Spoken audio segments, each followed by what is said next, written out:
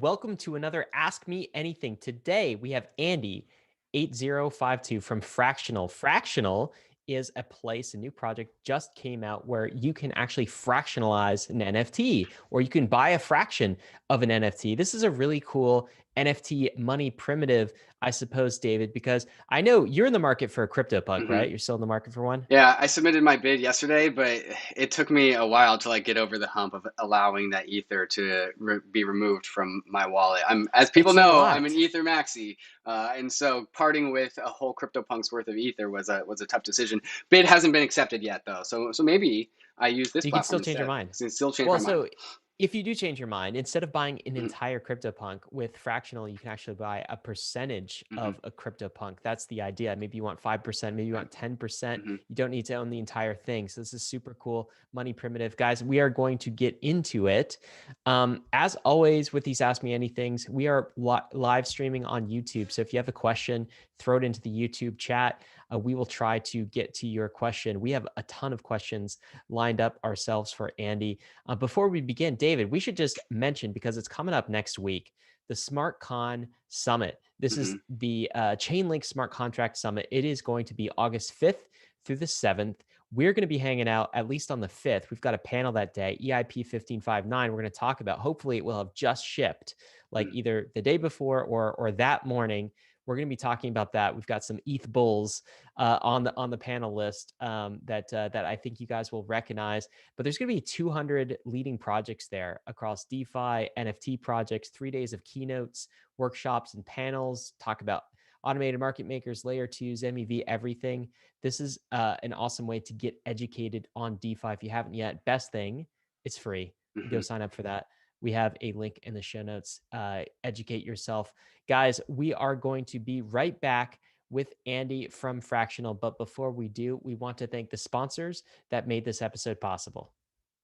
When you shop for plane tickets, you probably use Kayak, Expedia, or Google to compare ticket prices. So why would you limit yourself to just one exchange when you trade crypto? When you make your trades, you want to make sure that you're getting the best possible price on your trade and that you aren't paying high gas costs that you could have otherwise avoided. That's why you should be using MATCHA. MATCHA routes your orders across all the various DeFi exchanges on Ethereum, Polygon, Binance Smart Chain, and gives you the best possible prices without taking any commission. MATCHA has smart order routing that splits your order across multiple liquidity sources if MATCHA sees that it gets you better pricing. Trading on MATCHA is super easy because it pools the liquidity for me into a single easy to use platform, and that has even saved me multiple times from accidentally picking the wrong DEX to trade on and accidentally getting a bad price. MATCHA also allows for you to make limit orders on chain so you can set and forget your DeFi trades and they will go through automatically while you're away. New to MATCHA is an integrated fiat on-ramp. You can purchase crypto directly with your credit or debit card and have that fiat be instantly traded for any token that has liquidity. When you're making a trade, head over to matcha.xyz/bankless and connect your wallet to start getting the best prices and most liquidity when you trade your crypto assets. ARBITRUM is an Ethereum scaling solution that is going to completely change how we use DeFi. If you've been using Ethereum for the past 12 months, you've probably noticed the high gas fees and the slow confirmation times that have been plaguing DeFi. Too many people want to use Ethereum and it doesn't have enough capacity for all of us. That's where ARBITRUM comes in. ARBITRUM is a layer 2 to Ethereum, which means ARBITRUM can increase Ethereum's throughput by orders of magnitude at a fraction of the cost of what we are used to paying. When interacting with ARBITRUM, you can get the performance of a centralized exchange while tapping into Ethereum's level of security and decentralization. This is why people are calling this Ethereum's broadband moment, where we get to add performance onto decentralization and security. If you're a developer and you want to save on gas costs and make an overall better experience for your users, go to developer.offchainlabs.com to get started building on ARBITRUM. If you're a user, keep an eye out for your favorite DeFi apps building on ARBITRUM.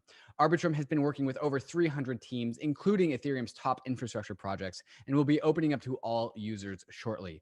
There are so many apps coming online to ARBITRUM, so you may want to pack your bags in preparation for the great migration to the ARBITRUM Layer 2. To keep up to speed with ARBITRUM, follow them on Twitter @ARBITRUM and join their Discord. Hey guys, we are back talking Fractional. This is an Ask Me Anything. We have Andy8052 here. Andy is a DeFi degen, but he's turned NFT maximalist at least recently. He's known as the guy with the CryptoPunk with the beanie. If you've seen him on Twitter, he just announced his new platform. That's Fractional. It's a platform to fractionalize NFTs across many owners. Andy, great to have you, man. How you doing? How you doing? How you doing? I'm doing well. Thanks for having me. It's exciting to be here after watching very many of these online. Dude, it's really exciting that that like you built this and you shipped it. I know the NFT community is super exciting, excited about it. NFTs are not in a bear market, despite what people may have told you a month ago or 2 months ago. This is boom time, man. We just had Mila Kunis NFT sell out last night. Like it reminded me of the old days when CryptoKitties brought down the Ethereum network. Gas prices were spiking so high. So NFT bull runs is a good time to ship your product. Tell me, Andy, answer this question first, if you would. Why would someone want to fractionalize an NFT? Tell us why, and maybe define what it means to fractionalize an NFT for folks as well. Yeah, for sure. And definitely NFTs are no way in a bear market. It's pretty insane. It's been a pretty fun couple months. Um, but yeah, so as far as wanting to fractionalize an NFT and kind of what that means, uh, fractionalizing an NFT is taking currently an ERC 721 token and putting it into a smart contract and generating an ERC20 token, which works basically just like the other DeFi token you would see on Ethereum or anything like that. At that point, the tokens all just kind of they're going to sit in your wallet like in MetaMask or in your like your Zapper, and you can trade them on Uniswap or SushiSwap or anywhere else you would so desire. And really, the one main difference is that there's a scenario where you could have a buyout where the underlying NFT is purchased, and then you would have a chance to redeem those fractions of your NFT for Ethereum to kind of once the NFT has been pulled back out into the real world. As far as why someone would want to fractionalize something, I think there's a lot of reasons. One, maybe if you're a creator and you exclusively make one-of-one artwork and you want to have you want to try to reach a wider audience. Maybe your art, like if you're someone like Xcopy, where any one of your one-of-ones now is going to be hundreds of thousands of dollars, but you want to try to have a way to reward all of your early adopters. You could fractionalize a piece of work and give everyone 5% of the NFT fractions, for example. If you are maybe a collector and you bought some CryptoPunks that are now worth an irresponsible amount of your portfolio, but you don't want to sell all of them, you still love your CryptoPunks. Maybe you have an ape that's worth $4 million now and you want to fractionalize it and sell 50%. And that way you still kind of own that ape and you're still connected to that ape, but you can maybe be a little more responsible with your money. I don't know who would want to do that, but I'm sure there's someone out there who would want to be responsible. And lastly, I think a really like basic example is I have a lot of friends who have bought CryptoPunks together or bought other NFTs together, and they're just sitting in one person's wallet or they're sitting in a multi-sig. And this is just a really easy way to kind of create a trustless scenario where you all can hold something together. Wait, you mean your friends bought something together? They went in on purchasing a CryptoPunk, like they pulled their like their money and bought a CryptoPunk? Yeah. So I've done that as well before. But I also have friends who own like 5 different guys who all own 1/5 of a CryptoPunk. Mm-hmm. Really cool. So Andy, is this specifically meant for like one NFT at a time? Or could you also do like bundles of NFTs and put multiple ERC 721 tokens into the same contract and then fractionalize that? Is that also what you're going after, or is that a different product that maybe you're not as focused on? Yeah, so I would say yes and no. It kind of depends. There are some really great products like NFTX and NFT20 that are focusing on kind of this like, you can pool multiple NFTs that are all like kind and kind of create like this floor index of NFTs. We're not really going after that specific use case, but we do support fractionalizing multiple NFTs at the same time.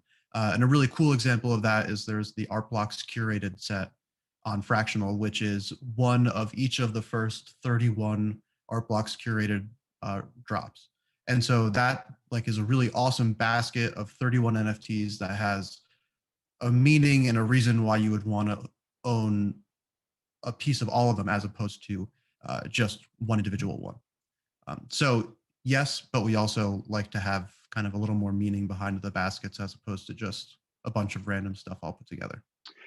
Andy, would you say, Ryan, you're muted. Andrew, would you say that this is a financialization application of NFTs, or and like as in it's less about the NFT world and more about adding finance upon a layer of NFTs, or is this also unlocking cool new things specifically in the NFT realm? I think it's kind of a bit of both, and it really depends on the person who's using the platform. Mm. In a way that's pretty cool, I think, where um, there are some people who, after we launched yesterday, just said, I'm really excited that I now own 5% of an X copy or 2% of an X copy. And so for that person, it's not a financialization thing. It's just that they couldn't afford to own a full X copy, and now they feel like they're a collector, and that's special to them.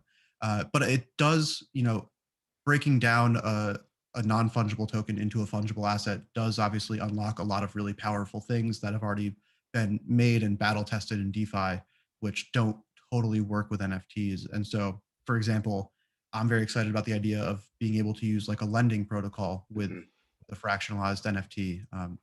For a lot of really small NFTs that are fractionalized, it might not make sense. It might, we probably are going to need some new products and new primitives to be built as far as how those would work. But if you have an NFT that's, say, like the Beeple first 5,000 days that sold for $69 million, that's a large enough NFT where if you were to fractionalize that, you could make a good case that, either Maker should support that or Aave or Compound. So there definitely are going to be cool use cases that can be unlocked like that for some of the really high value stuff. And then there's also, there's so many cool things that are being built in DeFi. And so this does allow NFTs to be plugged into those relatively seamlessly. Andy, I have a quick question just to clarify when you were talking about how like this is set up to begin with. So if let's say somebody owns 51% of a CryptoPunk and I own 49%, who decides whether that CryptoPunk could be sold? I think you mentioned something to the effect of like if I am maybe a minority fractional owner of that CryptoPunk, then if it is sold, then I get the ETH proceeds from that sale. Is that how it works, or like who actually decides how this thing could be sold? And if I'm maybe a minority owner, am I just kind of along for the ride? I just get immersed. I don't have a choice in whether this thing is sold or not. How does that work? Yeah, good question. So probably that whole portion of the platform is probably the most complicated part of what we're doing, and it just kind of comes by the nature of the beast.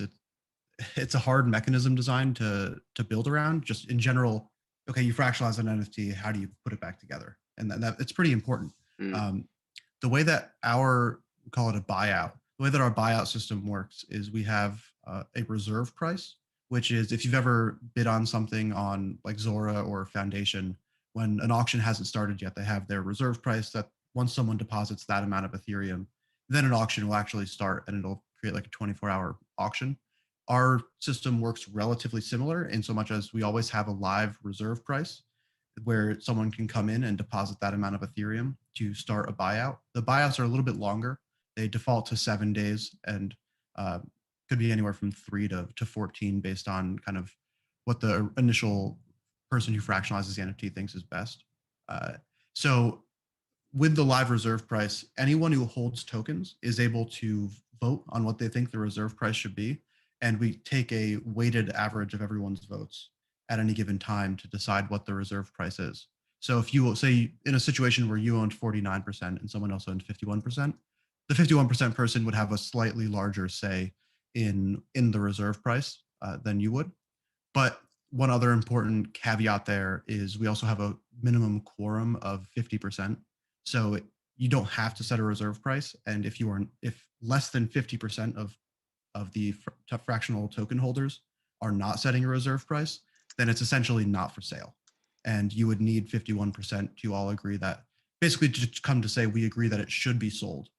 They don't have to all agree on the exact same reserve price, but they have to agree that the piece is for sale. Okay, so in order for the CryptoPunk to be sold, over 50% of the fractional owners effectively have to like agree that the thing should be sold.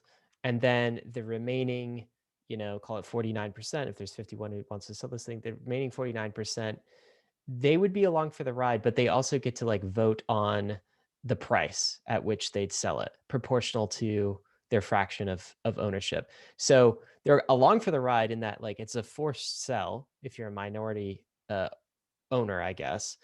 But you do have some influence into the price at which you sell. Is that the case? Yeah, yeah, exactly. And so say the 60% of token holders all have agreed that, say one guy owns 60% and he's like, I want to sell this thing for 10 Ethereum. But then you own 20% and you're like, no, I think that's way too low. I want to sell it for 25 Ethereum. The reserve price then at that point would be, based on the math and your average, like your token weights somewhere in between those two desired prices. Interesting. Why do some token? Tell me the logic behind why some token holders can dictate the prices that others sell their tokens at. Isn't that kind of like getting in the way of the free market? No, I think there's a little bit of confusion here. So Right. it's not that. Yeah, I am confused. Basically, so essentially, if you do not set a reserve price, you essentially have set your reserve price to zero. That's what the default is. And so when you have set your reserve price to zero, you are not voting on a live reserve price. You said, I'm actively not participating in this. Everyone who is actively setting a reserve price is creating the current live market for what this NFT can be bought at. As long as 51% of people are actively voting on that reserve price, then it is effectively for sale. And if you come in and say, hey, if you're one of the people who isn't voting and you think people are voting poorly, you can then actively start to vote as well and have an active vote and say in what the price should be. And so then at that point, say you had 10% of the tokens and 51% were voting at any given time, then there'd be 61% voting because you've now started to also be a part of the group of people who are token holders and voting. So it's like essentially an opt-in vote of what any NFT should be sold at any given time. And you have as much agency as you want in that system to participate.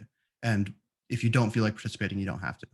But assuming majority wants to, that's what's going to win out. So where in the process does this reserve price and voting actually become relevant? So this is not this is some point after where somebody who owns a high value NFT comes to Fractional, put it in the contracts, and then they fractionalize it. Those fractionalized tokens go out into the world, into all throughout Ethereum. And then once people buy those fractionalized tokens, that's when this voting takes place to dictate the reserve price for future buyers who are now interested in the secondary market of these tokens. Is that correct? Yeah, so essentially the reserve price is just for anyone who would want to buy the entire NFT. So for example, currently, like taking a very explicit example of like the art blocks curated fractionalized bundle, based on numbers that I had from like this morning, it might be different now. The live like trading valuation of the art blocks curated bundle was about 175 Ethereum. The reserve price was 230 Ethereum. So essentially, token holders were saying that, even though we're the tokens are currently trading at one particular valuation, we are not comfortable selling the entire bundle of them unless someone were to start an auction at 230. Okay. And so this is actually how you can give assurances to DeFi apps like Maker or Aave or Compound to use these tokens as collateral, because if they were to ever be sold, and that was one of my questions, is that like if you can actually forcibly sell these tokens, that's scary for a DeFi app, because then the token, well, it sounds like it'll just get revoked from a collateral in MakerDAO or Compound. But because you can give assurances that it's going to be sold for a certain amount of value, you can actually tell, Aave Compound is like, well, the token is going to get revoked, but instead it's going to be Ether there as a replacement, and Ether's the best collateral in DeFi. Yeah, and that was actually like a really important part of kind of how we were building this is, so say there is a buyout and all of a sudden, so you own some tokens for the Five Eyes X copy piece, and you have them deposited in Uniswap and you're providing liquidity. if there's a buyout and now you have some redeemable amount of Ethereum, it's your tokens don't go anywhere. They basically are now just pegged to some amount of Ethereum. And then at that point, you can, whenever you're ready, pull those out of Uniswap and then go to Fractional and redeem those tokens and get your Ethereum. So, Andy, you and I are both a part of Pleaser DAO. You're a much more active member than I am, but Pleaser DAO is famous for owning a bunch of high value NFTs. And I would imagine that Pleaser DAO would be very, very interested in leveraging this platform in order to get further and further liquidity on their NFTs. So this seems to be like a perfect product for specifically high value NFTs with a lot of prestige to them, to see how liquid can we actually make these things. And I think that's actually going to be the big experiment coming out of Fractional, is a question of like, how liquid can we actually make like the Edward Snowden NFT or the People Pleaser NFT? So that's actually kind of a question to you. Like, I know this is entirely speculation. Fractional is just a couple days old. But how liquid do you think these things can get? Yeah, who knows? I think one of the fun challenges with this is trying to figure out what the best way for there to be secondary market trades of these things. And like right now, we're super actively not participating in that. If you fractionalize something and you want people to be able to trade it, you can go to Uniswap and make a liquidity pool. It's been pretty surprising so far. I guess I've never really had used Uniswap v3 with some of the like a significantly lower value asset. So for example, I think the 5 Eyes fully diluted valuation is maybe like $450,000 or something like that. Which naturally, if you wanted to try to trade any like serious amount of value there to buy into that, you'd expect really bad slippage. But people were providing liquidity on Uniswap v3, and it really wasn't very bad. I was really impressed. I think there was almost like $300,000 of volume in the first day of buying these NFT fractions, which is really cool. Ryan, you're muted. Did you say $300,000 of value? Of volume, yeah. Of volume? Oh, volume. Yeah, buying That's into crazy. trading 5 Eyes, yeah. So what's super interesting here is I'm kind of like racking my brain. I mean, like there's some things that I feel like are natural to share, right? Like I'll share my bike. I'll I have a pizza. I'll share a slice of pizza with you, right? And then like there are other things where like in life you kind of want your own, like I'm not sharing my underwear with anyone, like that's mine, right? Like, but like art is sort of interesting because you haven't previously in the physical world been able to share it, right? If you think about like a Banksy piece of art, it's not like you can take that piece of art and like chop it into pieces and like give it to all your friends. Or it's not like you can like get 1,000 people and go in on a piece of art and each own some percentage of what you're trying to best, because these are like physical things. Like, I don't want just a slice of a painting. I want the whole painting in my house. I can't fractionalize it. But with NFTs, you can fractionalize it. I guess maybe my question is, this is like it's not just a new primitive for DeFi. It's a new primitive for ownership in general, if that makes sense. And like, I'm wondering what it's like, because I've never owned a collectible with a group of strangers, right? If I had Magic the Gathering cards, like they were mine, like they weren't mine plus my friends. We didn't like pull things together. They were just mine. What is it like to own a collectible with a group of friends or even a group of strangers that you have to share? Is some of the magic lost when you do that, of like owning a specific thing? I think sometimes probably, and it depends kind of what your goals are, what your end game is.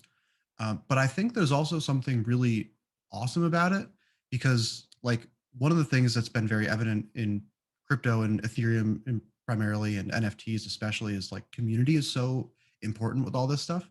And there's something to be said for having a random group of people all who came together in a decentralized protocol online, who now all have a vested interest in this thing. And maybe they want to display it in crypto voxels, and they say in order for you to see it, you have to own 1% of the NFT fractions, or if you want to like have your name on the plaque to own it. And you can create these like really, really cool communities and stuff. And that's something I'm really excited to like continue to build. We haven't had a ton of time to really start getting into that yet, because we've been trying to build much more of an MVP. But I think that, you know, with the right technology and the right tools in place, it can actually be like very empowering to the group of people who are all owning this thing together. But there definitely is always a time and place where people want to say like, look at this badass thing that I own myself. And it just kind of is two different scenarios. Andy, we were talking earlier about the blasphemous nature of putting a CryptoPunk as your avatar if you don't actually own it. But when it comes down to the world of fractionalizing it, like, where do you think that line is? And I know this is kind of only going to be determined by social consensus, but I want to get your opinion. So, like, say somebody fractionalizes an alien CryptoPunk that they own, and they only fractionalize 49% of it, so they still own 51%. Are they still allowed to have that alien punk as their avatar? That's a really good question. It's a really funny. You would be shocked. Maybe not. I hear that question all the time. Mm-hmm. But the funniest part is I get people who ask me, they're like, am I allowed to use this? Like, I am not the Twitter police. I don't really care what you make your profile picture. But so people were talking about this on Twitter Spaces on Monday. And it seems like a lot of people were basically saying, yeah, if you own a percentage of this thing, even a small amount, like you own it, do what you want with it. I'm sure some people will give someone a hard time or be like, oh, you don't actually own the full thing. But I think in general, if you can signal that you are in some way like attached to this thing, people will probably get over it and be okay with it. But it'll be very interesting to see how that all plays out.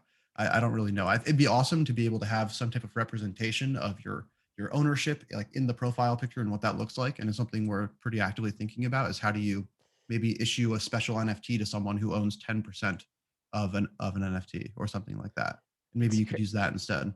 As you're talking, Andy, it's just crazy how all of this is like, it's all socially enforced, isn't it? It's all layer 0 enforced, right? Like, you know, are you allowed to have a CryptoPunk in your Twitter avatar if you only own 1%?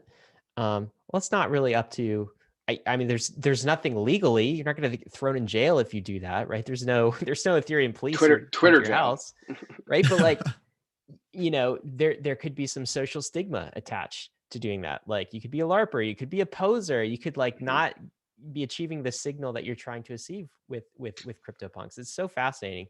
But I do wonder, just to follow up on David's question, if this could potentially cause actually an unintended side effect, which is like a dilution of the value of some of these things. So if it comes to pass that social consensus says, hey, if you own over 10% of a CryptoPunk, you're allowed to use it as your avatar, or you're allowed to like, you know, flash it around in social media. Does that dilute the value of owning an entire CryptoPunk? And could that decrease the value of CryptoPunks over time? What are your thoughts on that thought exercise? Yeah, it's an interesting question. I would say no, primarily because even if social consensus was 10% of a CryptoPunk means use it as your profile picture, that's still at most 100,000 people in the entire world who could use a CryptoPunk as their profile picture. And now if you're making the barrier to entry even lower for getting to that point, you probably actually would have more people who'd be interested. I think if you told people that you could own a CryptoPunk for $5,000 right now, and there were 100 million of them, you probably would have a lot of demand to do that. I think in general, like, society is always going to appreciate owning single things, especially like the uber wealthy. Like, realistically, someone who can afford to buy an alien CryptoPunk is probably not very interested in owning a fraction of like a zombie CryptoPunk. That's not, it doesn't really do anything for them outside of maybe, you know, they want to be a part of a particular community that springs up around one or something.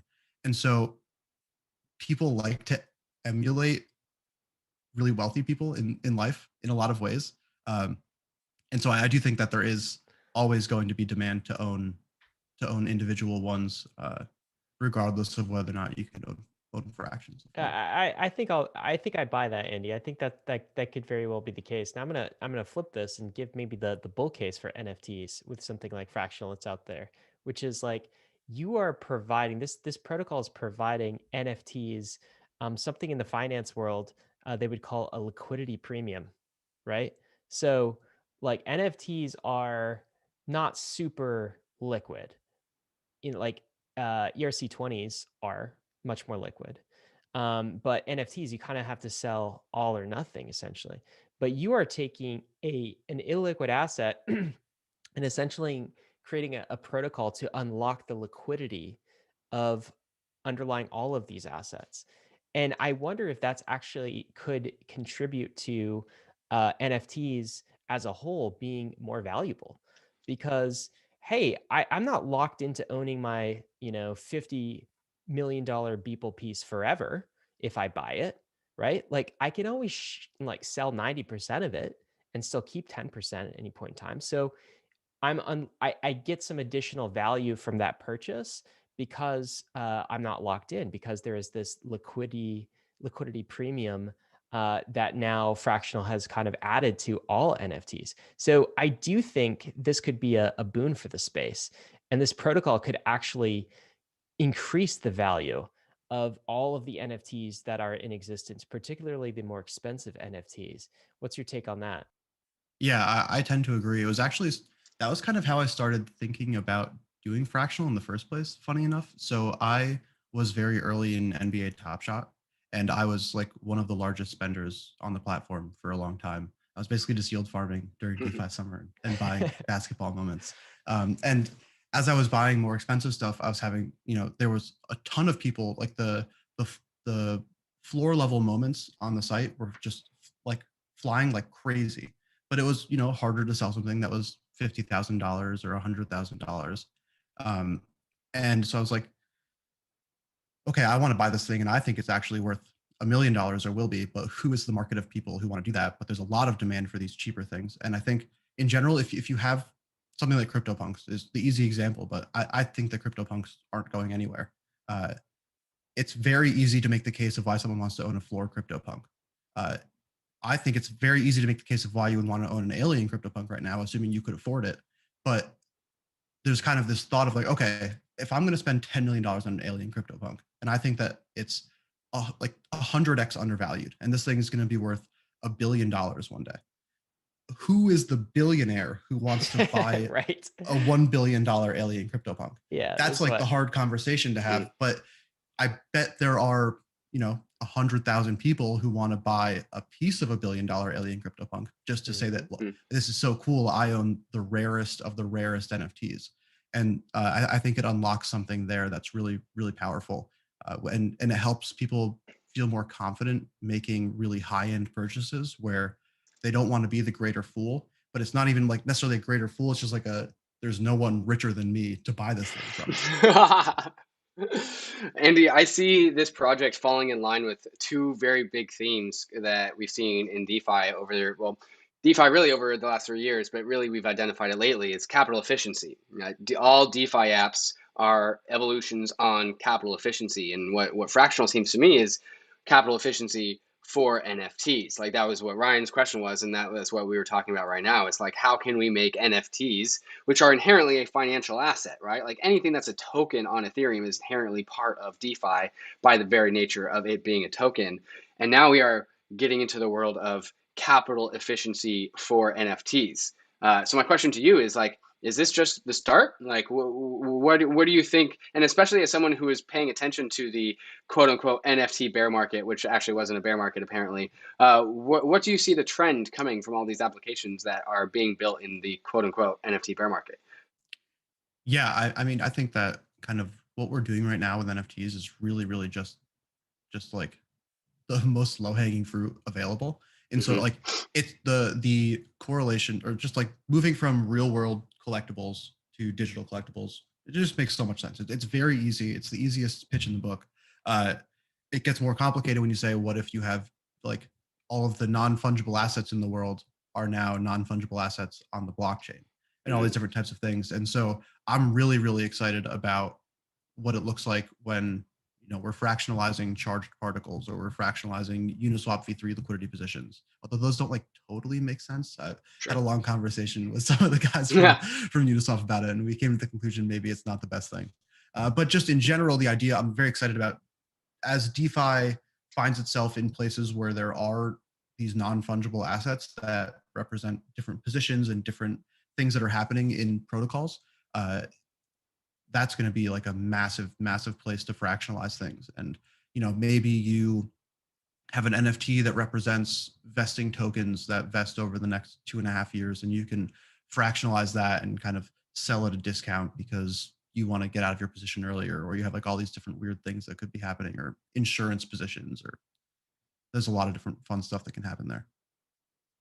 Guys, we are going to be back with Andy in just a minute. We've got so much more to cover, including some questions that are coming in. Want to find out what exposure to fractional NFT gives you versus something like NFTX. Talk about how Andy launched this. Talk about some of the wilder use cases he can imagine in the future. But before we do, we want to thank the sponsors that made this episode possible. Living a bankless life requires taking control of your own private keys. Not your keys, not your crypto. That's why so many in the bankless nation already have their Ledger hardware wallets, which makes proper private key management a breeze. But the Ledger ecosystem is more than just a secure hardware wallet. Ledger is the combination of the Ledger hardware wallet and the Ledger Live app. And if you're used to seeing all of your crypto services and favorite dApps all in one place, Ledger is where you want to be. Not only does Ledger let you buy crypto assets straight from the app, but it also hooks into decentralized exchange aggregators like Paraswap, which makes sure that you are getting the best prices on your trades without your assets ever leaving your control. DeFi never stops growing, and the Ledger Live app grows alongside with it. So click the link in the show notes to see all the DeFi apps that Ledger Live has, and stay tuned as more and more apps come online. And if you don't have a Ledger hardware wallet, what are you even waiting for? Go to ledger.com, grab your Ledger, download Ledger Live, and get all of your dApps all in one place. Bankless is proud to be supported by Uniswap. Uniswap is a new paradigm in asset exchange infrastructure. Instead of a cumbersome order book system where trades are matched with other humans, Uniswap is an autonomous piece of software on Ethereum, which is what Ryan and I call a money robot. No human counterparties or centralized intermediaries, just autonomous code on Ethereum. Input the token you want to sell and receive the token you want to buy. Something brand new in the Uniswap ecosystem is the Uniswap Grants program is now accepting applications for grants. We have been saying this for a while and we'll say it again. DAOs have money and they are in need of labor. If you think that you have something to contribute to the Uniswap DAO, apply for a grant to Uniswap. Just look at the size of the Uniswap treasury. It's almost $3 billion. This mountain of capital is looking for labor.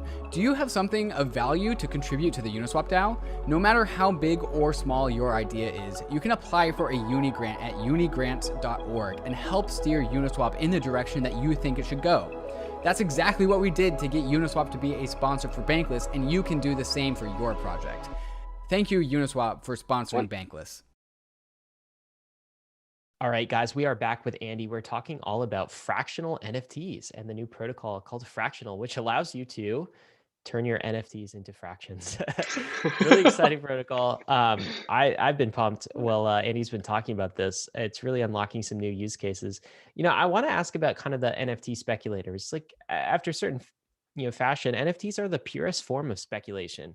Like I respect that. Remember that the ICOs of 2017, you thought you were actually buying like something valuable, like some sort of money, maybe some utility token, whatever that was. Like NFTs are just flat out like it's worth whatever the market says it's worth, and like I appreciate that and respect that.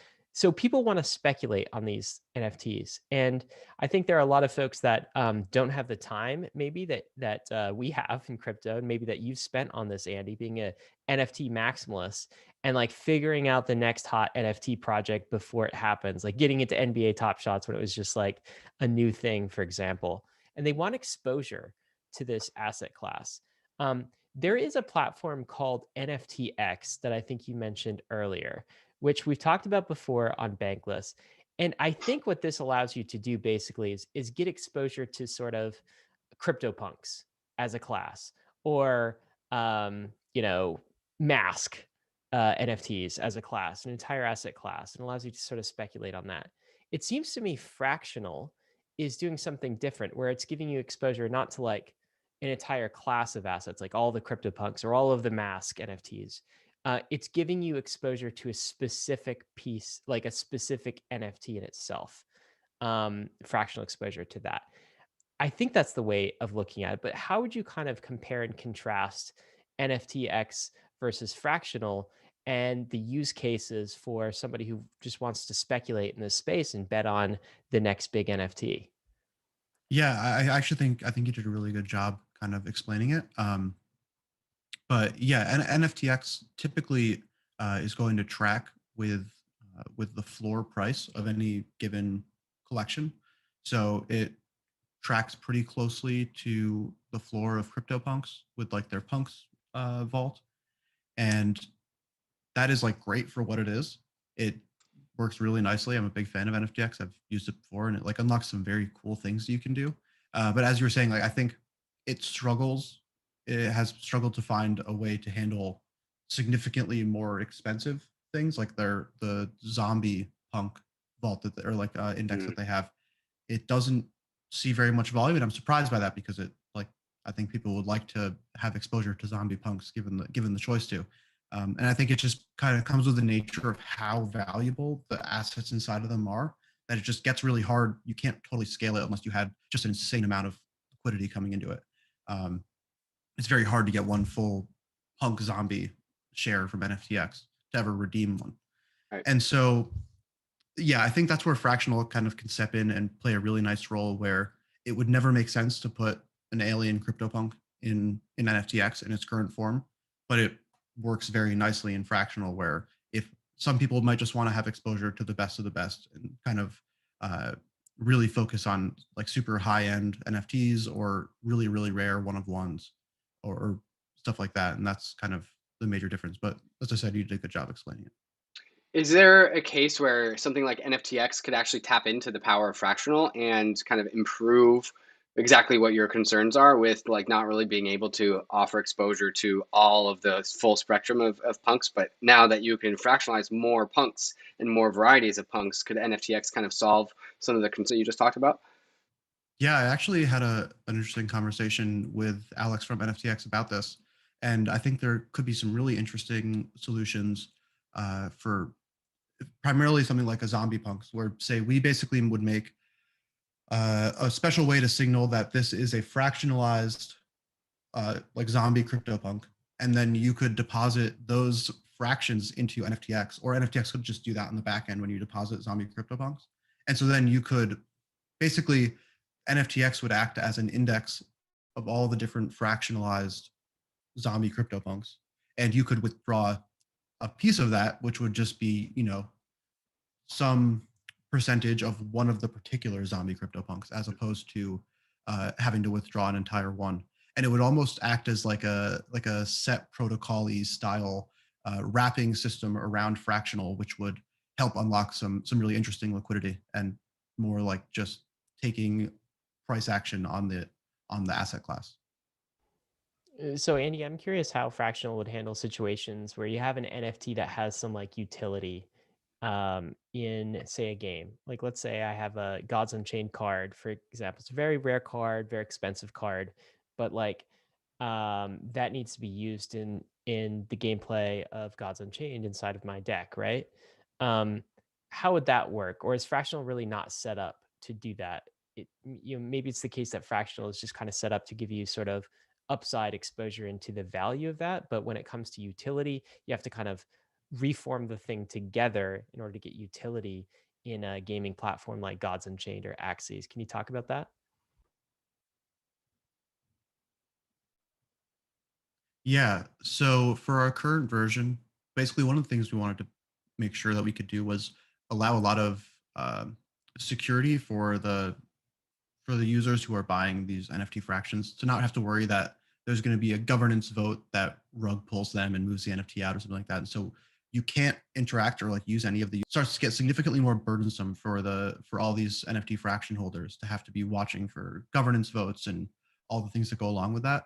But what I'm what we've been actively thinking about, and I think this will probably be some part of some later versions, is very specific fractionalization for different assets that have utility. Where, say, maybe for an Axie, we partner with Yield Guild, and the one thing that your Axie can do when it's fractionalized is like be given to Yield Guild to be lent out to a scholar. And so it has very, very specific function calls that would allow for very specific and like safeguarded actions. So that way you don't have to worry that, you know, you're going to wake up and someone 50% of the token holders voted to just transfer to a random wallet or something like that. So right now we will not support it, but in the long term, I think we can make ways for people to feel safe, but also be able to support these cool and interesting utilities.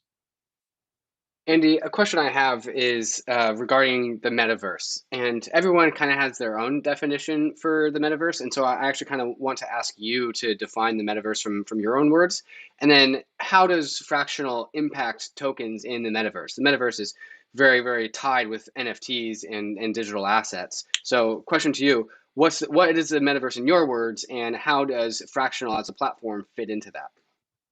Yeah, I don't think anyone really totally knows what the metaverse is yet. I think that's part of the beauty of it. But to me, it's really just any online world where people are doing things together and interacting. And like the metaverse is just going to continue to grow in how expansive and interesting it is, but it like kind of already exists. It just is basically the internet. But what I'm excited about with Fractional in particular, and just like NFT fractionalization in the metaverse, is it actually is just like can be way more powerful than what fractionalization unlocks in the real world, because it's all programmatic. And so, for example, like there's an app called, or there's like a web app called Picasso, I think, where you can fractionally own a real home with your friends, and it's all through legal documents, and you like set up time. It's basically like a timeshare, honestly. What's significantly cooler, in my opinion, is you could fractionally own land in crypto voxels with your friends, and it is programmatic that who gets access to this land and when they get access to it. And you can like, you don't need some middleman to set this all up for you. It all just can be done on chain. Or say you have fractional ownership of a piece of artwork, and you're able to like only allow certain people to view it, or you're able to like vote to display it in a museum in a metaverse or something. It unlocks a lot of really interesting use cases where having fractional ownership can mean so much more than just just what it would mean in the real world, where you just say, yeah, I own a fraction of this. Instead, it can unlock a lot of really exciting things for people based on not even just utility in so much as like a Zed run horse or something, but utility in displaying it and showing it off to your friends, or using property in a metaverse or something like that. It's interesting, these terms like property in the metaverse that you used. I was reading some stuff from Mark Zuckerberg last week, and he talked about Facebook as being a metaverse company, right? That's how he sees Facebook in the future, which is sort of interesting to me, but also kind of dystopian to me. If Facebook ends up owning all of the property on the metaverse, right? Which is why I hope Bankless listeners are kind of getting this vibe from, we're talking about property, we're talking about ownership, right? Blockchain platforms, public blockchain platforms like Ethereum, are the only things that we have on the internet that allow you to own digital things. They're like property rights systems for the internet, and they're public and they're neutral, so that Mark Zuckerberg and Google and like Apple or any of the big techs don't end up owning all of our digital property online. That's why this stuff is so important.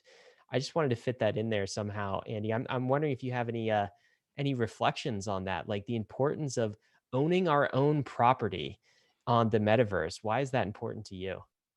Yeah, well, I think what's cool about it too with the metaverse is it's unlimited. And so it's not like what is it? Like Blackstone is apparently buying all the property in the US. Like Right. it's not the same. It's not the same thing. They can't just buy up all the property. Then we'll fork the make property. more, right? It doesn't matter. Yeah. And so I think that's what's really cool about it. And that's something where, again, like NFTs in general and fractional ownership of them, and just like creating all these interesting primitives for people to have more control over what they own and how they own it and what they do with it is just like really, really important and very exciting to be building. Andy, can you dream up your wildest use case for fractional? Like if somebody really wanted to like leverage fractional to the nth degree, like what's something crazy that they could really do with it? Man, I've seen some really, really interesting stuff around like some stuff it's not that crazy, but I think it'd be awesome, like a meme marketplace where you have like every time like the origin of every meme is a fractionalized NFT, and you're able to create these marketplaces of what makes it what memes are popular, what memes are being used, and all these different types of things. I think in general, like the idea of marketplaces around different fractionalized things that are like the source of truth of this is that thing, and now people are able to trade it up or down based on its value to whatever they decide the value is really fun as kind of like a slightly more realistic thing. Um, Outside of that, I'm really into the ideas of like fractionally owning property, like real life property, and everything that comes along with that. And like, it's a very long ways away, but like real world assets and everything that comes along with that. And like, I'm very excited to kind of see makers start to onboard more real world collateral and all of that kind of stuff. I think that's going to be really huge in the NFT space and in fractional. And I don't know what it's going to totally entail. And there's going to be like an incredible amount of legwork that needs to happen before it really is anything tangible. But I'm very excited for that whole space to continue to grow. One of my favorite subreddits, I don't know if you're familiar with it, but it's called R Meme Economy. And this was a popular subreddit before Ethereum, really before NFTs. And it's a subreddit joking about how different meme formats are propagating across the internet. And so like and it has nothing to do with crypto, right? So there's no actual money involved. It's not like Wall Street bets. It's just kind of a joke. And some new meme format will come out and they will identify this like, oh, this meme format is hot, like buy. And then the meme format will like propagate throughout the internet, and then you'll start to see like Walmart start to use that meme format as like advertisements on Reddit or Twitter, and then they're like, Walmart's using the meme format, sell, time to sell, time to sell. And so like this energy is on Reddit, and like there's some sort of energy to like figure out how to monetize and make like prediction markets on memes. And so like maybe that is actually what fractional enables in the long term. Yeah, it's like one of those weird things where I have no idea how it would actually work or why someone would want to use it, but I've had multiple people say, hey, I kind of want to use fractional to do this. And I'm like, well, if multiple smart people all think this is like an interesting idea, I'm sure something's going to come out of it at some point. But it'd be a fun one. Andy, what's on the roadmap for fractional? Oh man, a lot of things. So kind of we have a lot of stuff UI UX based around just like making it really. I feel like fractional can be a great gateway to buying NFTs and getting involved in the crypto space in general, and also a great way to teach people about DeFi and stuff. I've had to been teaching a lot of people how to provide liquidity on Uniswap and all these different things who are coming from the NFT space who maybe haven't done that. And so there's just a ton of legwork to be done there to keep making that better and better, and also make it feel really exciting to collect things. How do you get excited to own 1% of a CryptoPunk? For some people, it's easy. For some people, maybe that like seeing the ERC20 token in their account balance isn't that exciting because they own a million different ERC20 tokens. So that's one thing. Alongside that, trying to stay up to date with layer 2 scaling and everything that comes along with that. And fortunately, we really only have to go where the most valuable NFTs are right now. We don't have to make any hard decisions of what's next, but we're very actively watching Optimism and Arbitrum and ZK rollups and Polygon and everything to go along with that to make sure that we're able to support wherever there's really valuable NFTs basically and give people a good experience. And then lastly, kind of like I was talking about, having these specific fractionalized NFTs that are able to use their utility and really unlock some cool stuff and some fun composability between different applications and stuff like that. So kind of a lot of things, but So, Andy, this is really exciting, and thanks for telling us all about the fractional. It's a really cool project. Glad you built it. In closing, I think we have just a couple of questions because we don't often have an NFT maximalist Mhm. on the Bankless podcast. So we want to make sure we use that expertise here. And I'm super curious as to, like, you've dabbled in these markets for a while. How do you personally go about finding the next hot NFT project? Like, what attributes do you look for the magic? Because to the amateur, this all feels very like, oh my god, it's meme economy. You're just kind of like shot in the dark. I don't know if this is going to be successful or hot or not. I don't know why crypto punks are worth like what they are. How do you find the next hot thing in NFTs? Yeah, to be honest, I'm not that good at it. But one of the nice things around it is like you don't really have to. So where NFTs, I've noticed as someone who's been in DeFi for a long time and kind of doing all the DeFi stuff as well, NFTs have this layer of emotion attached to them that a a valueless governance token can't really have. You can get emotionally attached to one just because you've participated and been active, but there's something about collecting art and something about you know uh, just buying something and having it be yours, and it's one of one and it's yours and that's special, that is very hard to replicate in normal markets. And so you don't need something to be the next big thing for it to do well. You need like a few really rabid fans who are like, this thing is amazing, I want as much of it as I can get. So an example is there was an art blocks drop recently called the Eternal Pump, which is also an amazing name. And there was this one guy who's this anonymous NFT whale who just showed up recently named Vincent Van Doe. And he has bought like almost $1 million worth of this NFT over the last like week. And like in order for you to do well buying that, you didn't need the entire market to go, oh, this is the best NFT ever, I want to buy it. You needed one whale to say, these are really cool, I want to own a bunch of them. And so it's a totally different market dynamic from like trading DeFi tokens or trading Ethereum or Bitcoin. And so I think it's just finding stuff that you think is legitimately good, where if that doesn't happen, that sucks, but you have artwork that you like. And then also trying to identify like why did Vincent Van Doe want to buy $1 million of this NFT? And it's really cool. It's a very cool generative piece, but I don't really know what made it so special to him that he wanted to do that. And trying to find whether it's a community that's really excited about it. And even if the price is down, maybe there's still a lot of people who are building interesting things or just talking about it a lot. And that was, like art blocks. A lot of the art block stuff is like that. And it's been so crazy. And the same thing happened with CryptoPunks, where there were just really fans who loved CryptoPunks. And eventually that like kind of spreads. It seems like what you're saying is like stay in the community and just buy what you like. Yeah, I think that's really the Don't way to go. overthink it.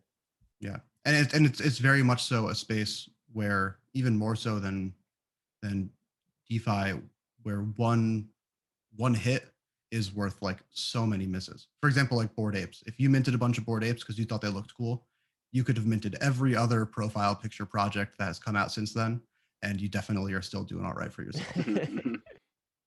Andy, last time we talked, you talked about how you think like you believe in what I've heard of the CryptoPunk fat protocol thesis, as in like ultimately all value flows back to CryptoPunks. Now, unfortunately, I'm asking you this question before I get my hands on my CryptoPunk, not after, but I'm going to ask it to you all the same. Why do you think that's true? Yeah, so it's a hard question, and I think that CryptoPunks are like this really, really special project that, so one, there's never gonna be any more of them. And so that makes it very easy. Like the Bitcoin fixed supply meme fits right in with CryptoPunks, except it's better. It's a better meme than Bitcoin's fixed supply. Because you don't have to actually secure CryptoPunks. There's other stuff for that. But we don't have to get into that conversation. And then alongside that, they look cool. So a lot of people say they don't. I think they look cool, but I don't really think that matters very much. People buy very ugly clothing that costs thousands of dollars because other people say it's cool. And so that doesn't really matter. And then basically it has created the narrative that it is the first NFT project. Some people will argue it isn't. There's some other stuff called like ETHEREUM that was really old, and right. I don't really know. It doesn't matter anymore. The narrative is it's the first NFT project. And it's like, it's kind of crossed this chasm into like, it's really, really cool to own a CryptoPunk. Yeah. And for me at this point, for that to change, I think Ethereum has to like fail as a project. And I'm also, basically betting my entire life that that's not going to happen. And so at that point, like, what else needs to happen for them? And I get a lot of inbound people saying, hey, I'm trying to trade this NFT for a CryptoPunk. I'm trying to trade my 5 Bored Apes for this CryptoPunk. I'm trying to trade this and this for a CryptoPunk. I don't get very many people who say, hey, I have a CryptoPunk. I'd love to get some of your insert other NFT here. That just like doesn't happen. That's not a conversation. And I think there's a reason for that. And it's because it's kind of the end game. It's like the ultimate NFT to own. And I will say that if you had asked me 5 months ago, would there be other profile picture projects that people cared about a ton? I probably would have said not for a very long time, if ever. I have changed my opinion on that a little bit, just because it's very clear that 10,000 CryptoPunks isn't enough. And so there's more than 10,000 people who want to have a profile picture. And that's where Bored Apes have been really, really interesting, and Cool Cats and all the other millions of ones. Which ones end up like winning out of that? Who knows? But I think we're going to kind of, my latest theory on all this is we're going to have these like seasons of punks. And so, or seasons of profile picture projects. And so punks is the first one. So they're like the ultimate grail profile picture NFT. And then this new wave of NFTs, they have Bored Apes and Cool Cats and Wicked Craniums and all this other stuff. And those will all, some will be worth something, some won't. And then you'll have a new wave of stuff that comes in a couple of years, whenever there's like the next NFT wave of things, and that they'll have their own projects. And so that's kind of how I see it. Yeah, exactly. But at the end of the day, there can only ever be one first NFT project and one first profile picture project. And so like, no matter what narrative happens, no matter what changes, like that narrative is like set in stone. It can't go anywhere. I think that was a fantastic answer. And so my last question to you, Andy, is, and we kind of started the show with this as well, is there's been this meme going around in the last couple months, is that NFTs are going through a bear market. But people who have been paying attention to the NFT industry don't agree with that statement. So maybe you could give us update our mental models as to what's been going on in the NFT industry for the past 2 to 3 years. Why do people think that it was a bear market, and what's actually true? Yeah, so I think basically what happened was there was an insane amount of hype around like the Christie's auction for CryptoPunks, and CryptoPunks like went really, really crazy before then. They got to like a 23 Ethereum floor or something, which is higher than they are now even. And only by one. The floor is at 22 right now. I know, it's crazy. It's insane. But so I think like, ask me how I know. Oh, I know. It was kind of like this event that was a little bit outside of the normal hype cycle of NFTs, where like it was very much so an event that was affirming to people's like theses and their beliefs, but it was so exciting that it kind of like ramped things up too quickly. And so then after that, naturally, there was going to be this little bit of a lull, but very soon after that, Bored Ape started to really pick up. And that was where we started to see these other profile pictures pop up while punks were kind of not moving. And so I think there was a subset of people who basically said like, no one really seems to care about people as much as they used to. And CryptoPunks are going down. So it's an NFT bear market. But at that same time, like all these other NFT projects were exploding, and Artblocks was really starting to pick up steam. And now Artblocks is doing a couple $1 million of trading volume a day. Bored Apes are doing a couple $1 million. Punks are doing millions of dollars. Axie is doing like $20 million a day in trading. It's crazy. I think that you have to just like kind of remap that. As I was saying before, there's so many new pockets of communities that are building up around all these different projects. And so you can't just look at what's the CryptoPunks volume, what's the CryptoPunks floor, and who's buying stuff on Nifty Gateway. I think a lot of those people have moved, and now they own Bored Apes, and they're aping into stuff on OpenSea drops and Artblocks, and it's just kind of evolving. It's not really slowing down. Fantastic. Fascinating, Andy. Yeah, thanks for that insight too, and for updating our mental models on that. It feels like the NFTs as a collectible asset class are still continuing to go up, but there are these waves of collectibles that become popular and then kind of change in and out, right? So baseball cards to Beanie Babies to something else, right, would be the old world analogy. Now, of course, we are in the NFT world, and you are fractionalizing them. Thank you so much, Andy, for spending some time with us today on Bankless with this Ask Me Anything. Yeah, thank you for having me. Guys, of course, none of this has been financial advice. Crypto is risky, DeFi is risky, NFTs are risky. You could lose what you put in. but we are headed west. This is the frontier. It's not for everyone, but we're glad you're with us on the Bankless journey. Thanks a lot. Hey, we hope you enjoyed the video. If you did, head over to Bankless HQ right now to develop your crypto investing skills and learn how to free yourself from banks and gain your financial independence. We recommend joining our daily newsletter, podcast, and community as a Bankless Premium subscriber to get the most out of your Bankless experience. You'll get access to our market analysis, our alpha leaks, and exclusive content, and even the Bankless token for airdrops, raffles, and unlocks. If you're interested in crypto, the Bankless community is where you want to be. Click the link in the description to become a Bankless Premium subscriber today. Also, don't forget to subscribe to the channel for in-depth interviews with industry leaders, Ask Me Anythings, and weekly roll-ups where we summarize the week in crypto and other fantastic content. Thanks everyone for watching and being on the journey as we build